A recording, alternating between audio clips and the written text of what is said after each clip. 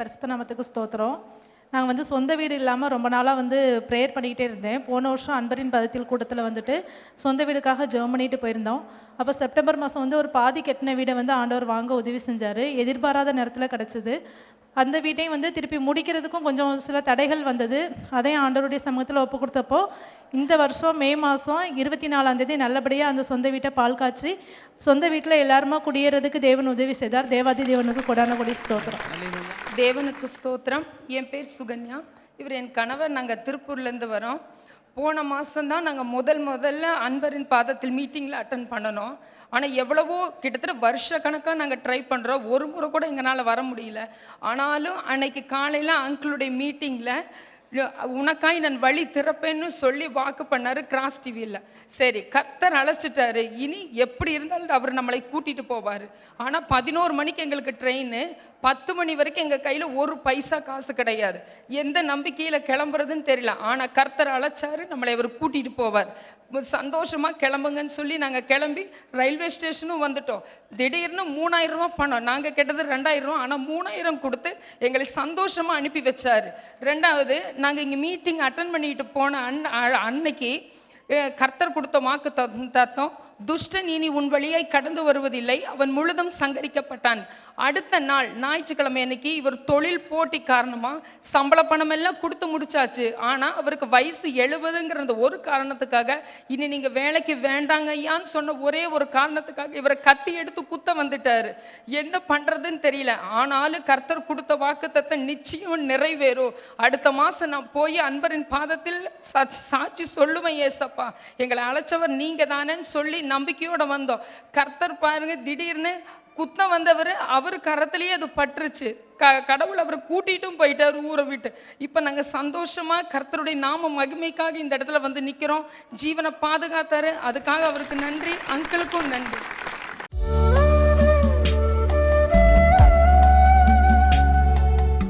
கிறிஸ்துவுக்குள் மிகவும் பிரியமான எனதருமை சகோதர சகோதரிகளே, நம்மை சிருஷ்டித்தவரும் நம்மை உண்டாக்கினவரும் நம்மை ஒருபோதும் மறந்து போகாதவருமாகிய இயேசு கிறிஸ்துவின் இணையற்ற நாமத்தினாலே உங்கள் எல்லாரையும் வாழ்த்தி ஆசீர்வதிக்கிறேன். அல்லேலூயா. எல்லாரும் சந்தோஷமா இருக்கீங்களா? எடுத்து வாசிங்க. சங்கீதம் 78:20 இப்படியாய் சொல்லுகிறது. எடுத்து வாசிப்போமா?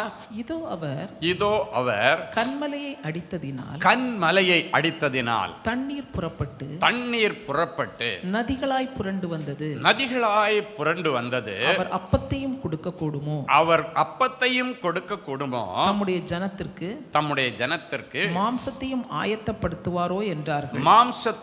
ஆயத்தப்படுத்துவாரோ என்றார்கள். நமக்காக அடிக்கப்பட்ட கன்மலை உங்களுடைய கெட்டுப்போனவர்களுக்கு ரட்சிப்பின் அனுபவத்தை கொடுத்து ஒரு புதிய வாழ்க்கையை கொடுக்கிறது.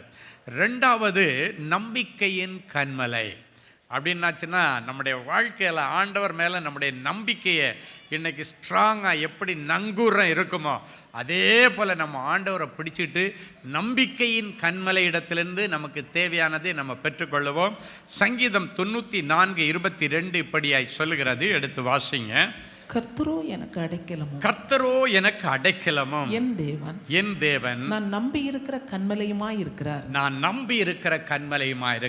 என் தேவன் நான் நம்பி இருக்கிற கன்மலையுமாயிருக்கிறார். நம்பிக்கையின் கன்மலை. இன்னைக்கு நிறைய பிள்ளைகள் வாழ்க்கையில் வெக்ஸாகி போன நிலைமையில் இருக்கிறீங்க. இன்னைக்கு உங்களுடைய நம்பிக்கை யார் மீது இருக்கிறது, எதன் மீது இருக்கிறது? உங்கள் நம்பிக்கை ஆண்டவர் மேலே இருந்தீங்கன்னா வேதம் சொல்லுகிறது, கர்த்தரை நம்புகிறவனோ செழிப்பான். நீ ஆண்டவரை நம்பி இருந்தீன்னா நீ தரித்திரத்துக்கு நேராக போக முடியாது.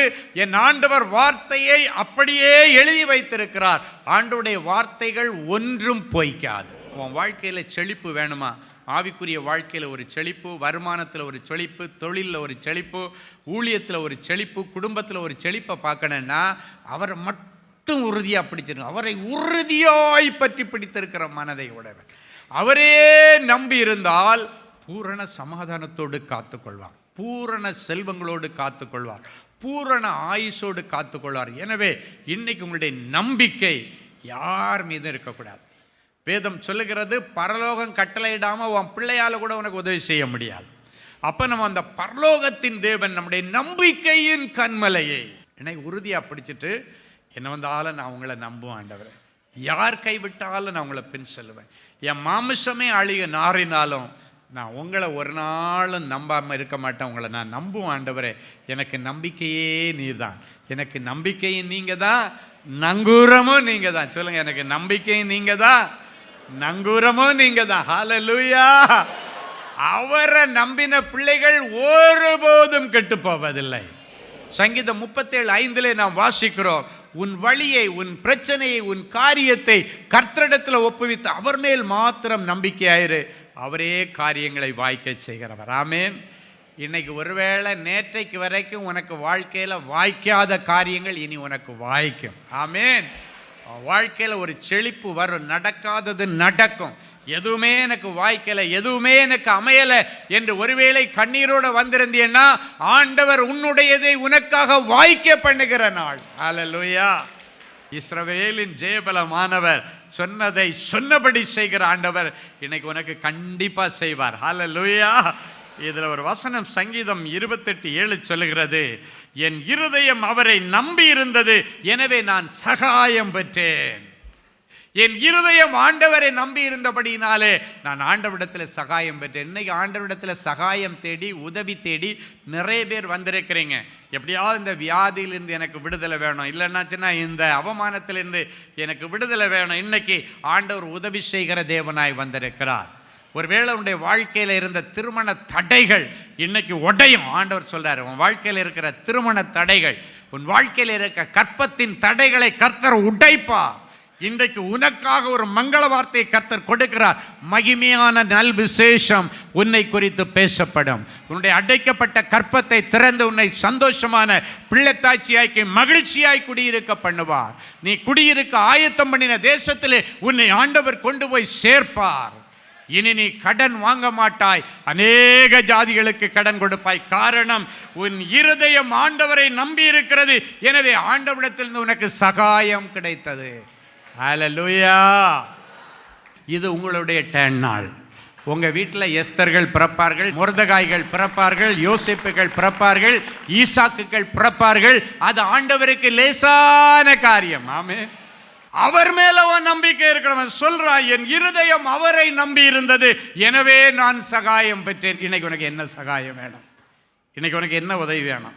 என்ன வேணாலும் கேளு. ஆண்டவர் உனக்கு சகாயம் பண்ண ஆண்டவர் உன்னை கூட்டு வந்திருக்க, உன்னை உதவி செய்ய கூட்டிட்டு வந்திருக்கிறாரு. உன்னுடைய மனசில் இருக்கிற ஏக்கங்கள், விருப்பங்கள் எல்லாம் இன்னைக்கு ஆண்டவரிடத்தில் சொல்லிடு. அவை எல்லாவற்றையும் நிறைவேற்றி இன்றைக்கு ஆண்டவர் நம்பிக்கையோடு அனுப்புவார். ஹல்லேலூயா.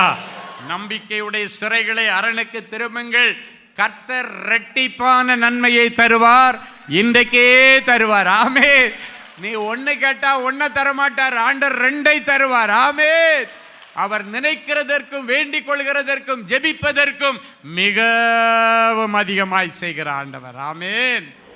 சரி, முதல்ல ரட்சிப்பின் கண்மலை, 2வது நம்பிக்கையின் கண்மலை, 3வது நிழல் தரும் கண்மலை. எடுத்து வாசிங்க ஏசாயா தீர்க்கதரிசியின் புஸ்தகம் 32ஆம் அதிகாரம் 2வது வசனம் இப்படியாய் சொல்லுகிறது. எடுத்து வாசிப்போமா? அவர் காற்றுக்கு ஒதுக்காகவும், அவர் காற்றுக்கு ஒதுக்காகவும், பெருவெள்ளத்துக்கு புகலிடமாகவும், பெருவெள்ளத்திற்கு புகலிடமாகவும், வறண்ட நிலத்துக்கு நீர்க்கால்களாகவும், வறண்ட நிலத்திற்கு நீர்க்கால்களாகவும், விடாய்த்த பூமிக்கு பெருங்கண்மலை நிழலாகவும் இருப்பார். விடாய்த்த பூமிக்கு பெருங்கண்மலையின் நிழலாகவும் இருப்பார். அப்படின்னா நொந்து போன மனுஷனுக்கு, ஆமேன், ஆண்டவர் பெரும் கண்மலையின் நிழலாயிருப்பாராம். நல்ல கவனிங்க, இஸ்ரவேல் ஜனங்கள் கானான் தேசத்துக்கு போவதற்கு முன்பாக அந்த கானான் தேசத்தில் நம்ம போய் சந்தோஷமாக வாழ முடியுமா அப்படின்னு வேவு பார்க்குறதுக்கு மோசே சிலரை அனுப்பி வைத்தான். அதில் ஒன்று யோசுவா, இன்னொன்று காலேப், இன்னொன்று வேற ஒரு குரூப் இருக்குது. அப்போ யோசுவாவும் காலேபும் தவிர மற்றவங்க எல்லாம் போய் பார்த்துட்டு வந்து சொன்னாங்க, அந்த மனுஷர்கள் ரொம்ப கொடூரமானவங்க, ரொம்ப கடினமானவங்க, கல்லான இருதயம் உள்ளவங்க, முரடனுங்க, அங்கே போய் நம்ம அந்த தேசத்துல எல்லாம் வாழ முடியாது அப்படின்னு சொல்லிட்டு ரிப்போர்ட் கொடுக்குறாங்க. ஆனால் இந்த யோசுவாவும் காலேபும் என்ன சொல்கிறாங்கன்னா, அங்கே போய் ஆவிக்குரிய கண்ணோட்டத்தோடு பார்க்குறாங்க. அவங்க உலக பிரகாரமான கண்ணோட்டத்தோட பார்த்தீங்கன்னா அவங்க ரொம்ப முரடனுங்க, அவங்ககிட்ட நம்ம ஜெயிச்சு உள்ளே போய் அந்த தேசத்தை சுதந்திரிக்க முடியாது. ஆனால் ஆவிக்குரிய கண்ணோட்டத்தோடு பார்க்கும் பொழுது அங்கே ஒன்று தெரிகிறது, இவர்களை காக்கிற நிழல் அவர்களிடத்திலே இல்லை. என்னாகும் 14:9 சொல்லுகிறது, அவர்களை காத்த நிழல் அவர்களை விட்டு விலகி போயிட்டு, கர்த்தர் நம்மோடே இருக்கிறார், அவர்களுக்கு பயப்பட வேண்டியதில்லை. அப்படின்னா என்ன தெரியுமா அவங்க கண்டுபிடிச்சாங்க? ஆண்டவருடைய ஆதரவு அவர்களுக்கு நிழலாய் இருக்க வேண்டிய ஆண்டவருடைய ஆதரவு அவர்களுக்கு இல்லை. ஆண்டவர் அவர்களுக்கு நிழலாய் இல்லை, நம்மை காக்கிற நிழலாம் கர்த்தர் கன்மலையாம் கிறிஸ்து நமக்கு கூட இருக்கிறார், அதனால நம்ம அதை ஜெயிச்சிருவோம் அப்படின்னு சொன்னாங்க. அதே போல் அங்கே போய் பார்க்கும் பொழுது அவர்களை காக்கிற நிழல் அவர்களிடத்தில் இல்லாதபடியினாலே அவர்கள் தோற்று போனார்கள். ஆனால் இஸ்ரவேல் ஜனங்களை காக்கிற நிழல் இவர்களோடு கூட இருந்தபடியினாலே இவர்கள் ஜெயித்தார்கள். இன்னைக்கு ஆண்டவர் உங்களை பார்த்து சொல்கிறார், வாழ்க்கையில் ஜெயிக்க முடியலேன்னு வந்திருக்கிற உனக்கு ஆண்டவர் நல்ல ஜெயத்தை தருவார். அல்லேலூயா. வெற்றியை தருவார், உன் பிள்ளைகளுக்கு வெற்றியை தருவார். ஏன்னா உன்னை காக்கிற நிழல் அவர் உங்களோடு கூட இருக்கிறார். ஆமென். இப்போ நிழல் தரும் கண்மலை, நம்மளை தாண்டி ஒரு நிழல் நம்மளை மூடுறதுனால தான் நம்ம போகும்போதும் வரும்போதும் பாதுகாப்பாக இருக்கிறோம். இன்றைக்கி உங்கள் சரீரத்தில் எப்பேற்பட்ட கொள்ளை நோய் இருந்தாலும் இன்றைக்கி ஆண்டவர் சொல்கிறாரு, உங்களை காக்கிற நிழல் உங்கள் மேலே பட்டாலே போதும், அற்புதம் நடக்கும். இந்த வசனம் சொல்லுகிறது, நிழல் தரும் கண்மலையே அவர் நம்மோடு கூட இருக்கிறாராம். அப்போ எப்படி அவருடைய நிழல் பட்டால் எனக்கு சுகம் கிடைக்குன்னு நீங்கள் நினைக்கிறீங்கன்னு பார்த்தீங்கன்னா, வேதத்தில் நீங்கள் பார்த்தீங்கன்னா அப்போஸ்தலனாகிய பேதுரு ரோட்டில் நடந்து போகும் பொழுது அநேக வியாதியஸ்தர்கள் பிசாசு பிடிச்சவங்களை எல்லாத்தையும் ரோட்டில் கொண்டு போய் உட்கார வச்சுருவாங்க. எந்த பக்கமாக பேதுரு போகிறாரோ அந்த பக்கமாக அந்த வழியிலெல்லாம் அவங்கள உட்கார வச்சுருப்பாங்களாம். பேதுரு நடந்து போகும்போது பேதுருடைய நிழல் பட்டு அங்கிருந்த எல்லா வியாதியஸ்தர்களும் சொஸ்தமானார்கள் என்று அப்போஸ்தலர் நடபடிகள் 5ஆம் அதிகாரம் 15 முதல் உள்ள வசனங்களில் அழகாக சொல்லப்படுற. பேதுரு நடந்து போனாலே போதும், நிறைய பேருக்கு அந்த நிழல் பட்டு அற்புதம் நடந்திருக்கு. அப்போது பேதுருடைய நிழல் பட்டு அற்புதம் நடக்குதுன்னா, சுகம் கிடைக்குதுன்னா, பேதுருவை இயக்குகிற, பேதுருவை அபிஷேகம் பண்ணுகிற என் இயேசுடைய நிழல் பட்டால் உனக்கு அற்புதம் நடக்குமா? நடக்காது. உங்களுடைய தலைக்கு மேலே நிற்கிற அந்த எம்ஆர்ஐ மிஷன் உனக்கு உள்ளுக்குள்ளால் என்ன பிரச்சனை இருந்தாலும் கண்டுபிடிக்குதுன்னா, உனக்கு முன்னால் படுக்க வச்சுட்டு உனக்கு மேலே நிற்கிற எக்ஸ்ரே மிஷன் உனக்கிட்ட தொடலை, அது மேலே தான் நிற்குது, அது உள்ள கண்டுபிடிக்கன்னா உனக்கு மேலே நிழலாக இருக்கிற என் ஆண்டவர் உன் சரீரத்தில் இருக்கிற பிரச்சனையை கண்டுபிடிக்க முடியாமல் இருப்பாரா? அவர் எல்லாவற்றையும் பார்த்து கொள்வார். ஹல்லேலூயா. சரீரத்தில் கட்டி இருக்கலாம், கிட்னியில் கட்டி இருக்கலாம், ஹார்ட் பிளாக் இருக்கலாம், ஹார்ட்டில் ஓட்டை இருக்கலாம், ஹார்ட் பம்பிங் கம்மியாக இருக்கலாம், வால்வு டேமேஜாக இருக்கலாம், ஃபிலபியன் டியூப் அடைச்சிருக்கலாம், இல்லைன்னா டேமேஜ் ஆகிருக்கலாம், ஃபிலபியன் டியூபே இல்லாமல் இருக்கலாம், யூட்ரஸ் பை சின்னதாக இருக்கலாம். பலன் உள்ளவங்களுக்குன்னாலும் பலனே இல்லாதவங்களுக்குன்னாலும் உதவி செய்வது, சகாயம் பண்ணுவது என் ஆண்டவருக்கு லேசான காரியம். ஹல்லேலூயா. இன்றைக்கு காற்றுக்கு ஒதுங்கும் பெருவெள்ளத்திற்கு புகலிடமாகவும், காற்றுக்கு ஒதுக்காகவும், வறண்ட நிலத்திற்கு நீர்க்காலாகவும், விடாய்த்து போன உன் வாழ்க்கைக்கு பெருங்கண்மலையின் நிழலுமாய் ஆண்டவர் இருக்கிறார். ஹல்லேலூயா.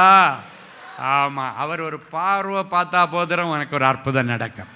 அவருடைய பார்வையிலே சுகம் உண்டு, அவருடைய வார்த்தையிலே சுகம் உண்டு, அவருடைய பேச்சிலே சுகம் உண்டு, அவருடைய ஒவ்வொரு செய்கைகளினால கர்த்தர் இன்றைக்கு சுகம் கொடுக்கிறார், விடுதலை கொடுக்கிறார், அபிஷேகத்தை கொடுக்கிறார்.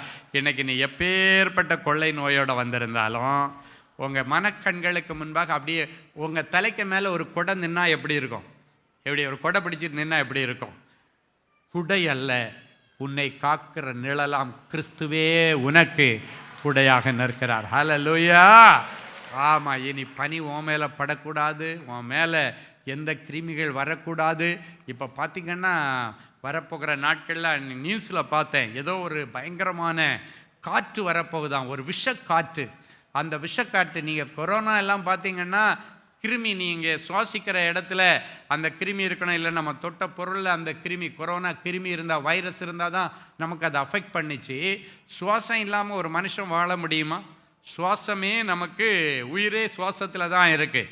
ஆனால் இப்போ ஒரு பெரிய வைரஸ் ஒன்று வரப்போகுது, ஒரு கொள்ளை நோய் நியூஸில் பார்த்தா. அது என்னென்னா காற்றிலே அந்த கிருமி வரும். அப்படின்னா நீங்கள் மூச்சு இழுத்தா அது ஆட்டோமேட்டிக்காக உள்ளே போகும், ஃபில்டர் பண்ண முடியாது, மூச்சு விடாமல் நம்ம இருக்க முடியாது. அப்படிப்பட்ட வேதனையின் உலகத்தில் நம்ம இருக்கிறோம். ஆனாலும் நம்மை காக்கிற நிழல் நம்ம கூட இருந்தால் எல்லா கிருமியும் அது ஃபில்டர் பண்ணி அனுப்போம். ஹல்லேலூயா.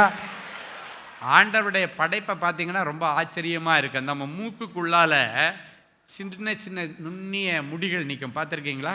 சின்ன சின்ன நுண்ணிய முடிகள் நிறைய இருக்கும். அது எதுக்கு ஆண்டவர் வச்சுருக்கார் தெரியுமா? நீங்கள் சுவாசிக்கிற காற்றில் ஏதாவது தூசி இருந்தால் தூசி உள்ளே போய் லங்ஸை டேமேஜ் பண்ணிடக்கூடாதுன்றதுனால அந்த காற்று ஈரப்பதத்தோடு தான் இருக்கும். நீங்கள் பார்த்தீங்கன்னா அந்த முடி எப்போவுமே ஈரப்பதமாக தான் இருக்கும். எதுக்குன்னா அப்போ தான் அதை ஒட்டிக்கும். அந்த தூசி உள்ளே போனால் அது நம்ம தலைமுடி மாதிரி மீச முடி மாதிரி எல்லாம் காஞ்சிருக்காது, அது ஈரப்பதம். அதுதான் ஆண்டவருடைய படைப்பு. அந்த முடியில் இருக்கிற ஈரப்பதம் உள்ளே போகிற அந்த கிருமியை எல்லாம் அதில் பிடிச்சி ஒட்ட வச்சிடும். ஒட்டி இருக்கு. நமக்கே தெரியாமல் நீங்கள் அந்த மூக்கில் இருக்க அழுக்கச்சலர் எடுக்கும்போது பார்த்தீங்கன்னா தெரியும், கட்டியாக அது வரும்.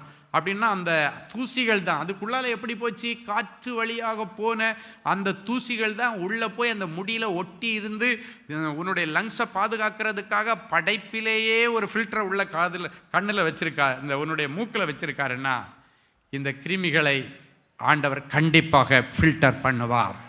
அதுக்கு ஆண்டவர் உன்னை காக்கிற நிழல் வாங்கூட இருக்கணும். அதுக்கு உங்களை நீங்கள் விட்டு கொடுக்கணும். விட்டு கொடுத்தீங்கன்னா, விட்டு கொடுத்தா கண்டிப்பாக ஒரு அற்புதம் நடக்கும். ஹல்லேலூயா.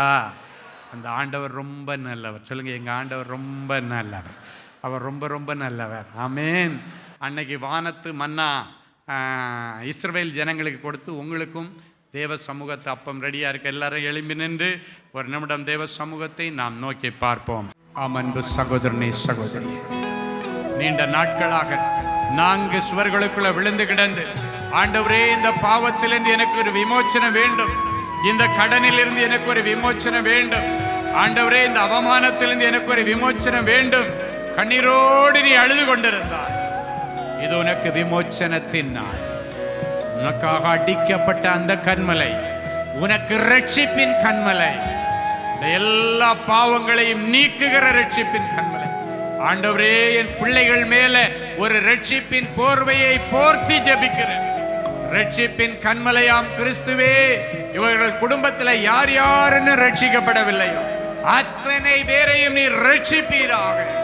இன்றைக்கு உம்முடைய தொடுதல் என் பிள்ளைகளுக்கு மனமாற்றத்தை கொண்டு வரட்டும். மனமாறுதலின் கனியை கொடுக்கட்டும். மனம் திரும்புதலின் கனியை இவர்கள் ஒவ்வொருவரும் கொடுத்து இன்றிலிருந்து ஒரு புதிய வாழ்க்கை, ஒரு புதிய துவக்கத்தை என் பிள்ளைகள் அனுபவிக்கட்டும். ஆண்டவரே, உமக்கு நன்றி. நம்பிக்கையின் கன்மலையே, என் பிள்ளைகளுக்கு நம்பிக்கையின் நங்கூரமாய் நீர் எழுந்தருளி வாரும். இவர்கள் என்னென்ன பிரச்சனையை சுமந்து வந்திருக்கிறார்களோ அவை எல்லாவற்றையும் உம்முடைய பாதத்திலே ஒப்பு கொடுத்து உம்மேல் நம்பிக்கையாயிருக்கிறோம். நீரே இவர்களுக்கு காரியத்தை வாய்க்க பண்ணும். நீரே இவர்களுக்கு இன்றிவ சக்சஸ் பண்ணி தாரும். நீரே என் பிள்ளைகளுடைய விசாவுக்கான ஆண்டவரே அந்த இன்றிவ சக்சஸ் பண்ணி தருவீராக. என் பிள்ளைகளுடைய திருமண காரியத்தை நீரே நின்று செய்து தான். என் பிள்ளைகளுடைய சரீரத்தில் இருக்கிற எல்லா வியாதிகளை நீர் மாற்றி போடும். என் பிள்ளைகளுடைய கட்டுகளை நீர் அறுப்பீராக. ஆண்டவரே, என் பிள்ளைகளுடைய அடைக்கப்பட்ட கற்பங்கள் திறக்கப்படுவதாக. சந்தோஷமான பிள்ளைத்தாட்சி ஆக்குங்க. பப்ளிக் எக்ஸாமுக்காக காத்திருக்கிற ஒவ்வொரு பிள்ளைகளுக்காக உம்முடைய சமூகத்திலே வருங்க. நீ ரொம்ப நல்ல ஆண்டவர். நீ ரொம்ப ரொம்ப ரொம்ப நல்ல ஆண்டவர். ஆண்டவரே, கடற்கரை மணலத்தனையான ஞானத்தை இவர்கள் பிள்ளைகளுக்கு இப்பொழுது நீர் வழங்குவீராக. நல்ல ஞாபக சக்தியை கொடுக்கிற, கற்றுக்கொண்டதிலிருந்து எடுத்து ஞாபகப்படுத்துகிற அந்த ஞாபகப்படுத்துகிற பரிசுத்த ஆவியானவரை இவர்கள் பிள்ளைகளுக்கு நீர் கொடுப்பீராக. தொடர்ந்து ஆண்டவருடைய நாமம் மகிமைப்படட்டும். இயேசுவின் மூலம் பிதாவே, ஆமேன், ஆமேன். கிறிஸ்துவுக்குள் அன்பானவர்களே, ஆண்டவராகிய இயேசு கிறிஸ்துவின் இனிய நாமத்தில் அன்பின் வாழ்த்துக்கள்.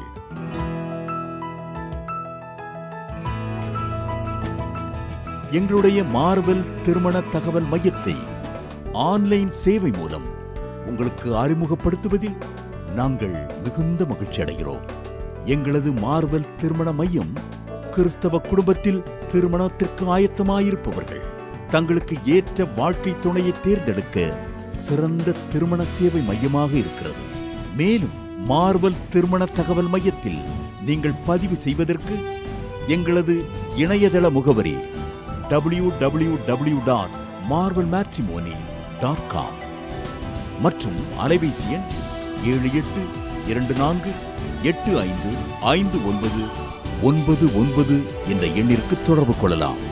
சென்னை, நாகர்கோவில் மற்றும் மும்பை நகரில் உள்ளவர்கள் பதிவு செய்ய விரும்பினால் கீழ்க்கண்ட விலாசங்களில் உள்ள எங்களது அலுவலகங்களோடு தொடர்பு கொள்ளலாம். தேவனின் அன்பு ஊழியங்கள் எண் 14, ராமலிங்க நகர், OMR ரோட், SRP டூல்ஸ் அருகில், கொட்டிவாக்கம், சென்னை 41. Email info@marvelmatrimony.com. ஆண்டவர்தாமே உங்களை அளவில்லாமல் ஆசீர்வதிப்பாராக. Genesis Creations Media Academy, certification in media technology. Our course includes videography, photography,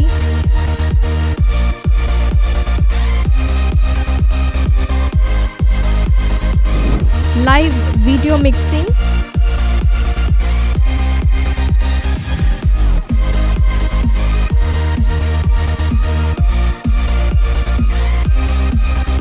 Photoshop, live sound mixing,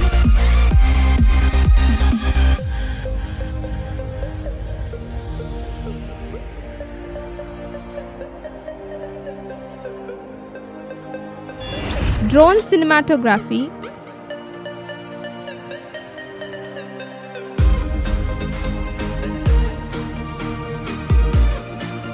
and video editing.